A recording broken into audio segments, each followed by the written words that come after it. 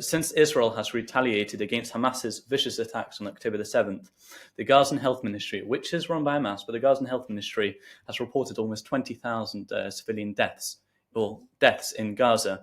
This is a question that many people ask. It's a question that is quite unpopular, but it's an important question to ask. Do you think there's a particular number? Destiny, we'll start with you, but do you think there should be a limit of how many civilian deaths there should be?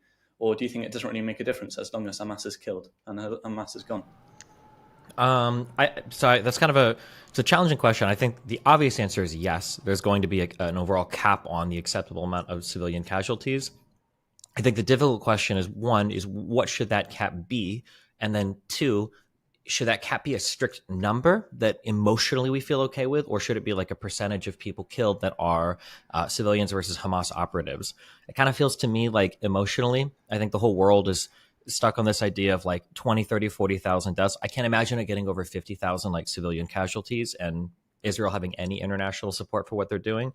But it seems like people are more fixated on kind of just the number of casualties versus how many are what Israel would consider militants versus just civilians.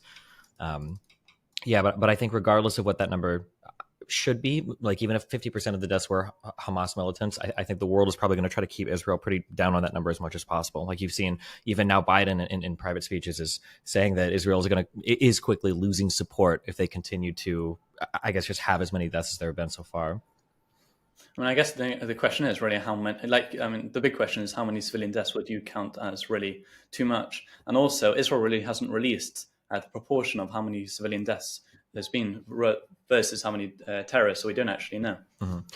I mean, for how many, like I would say that there should be some proportionality between the number of militants killed and the number of civilians killed. And as long as Israel's conducting their military strikes with those numbers in mind, it's hard to say without like having access to their rationale for the targets they pick.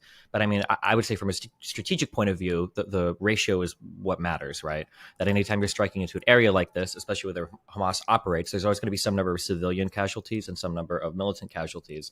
If that ratio is like 95% civilians, then, even 10,000 seems unbearably high. But if that ratio was like, anywhere from 50 to 60 to 70% militants versus civilians, then higher numbers become justifiable. But then you have to keep in mind, what is the world appetite for death in the Gaza Strip? And at that, even if it was 80% militants, if the number reaches like 100,000 dead, I don't know if the world would be able to bear it. I think at that point, you'd see immense pressure on the U.S. and people supporting Israel for military action. It's my feeling.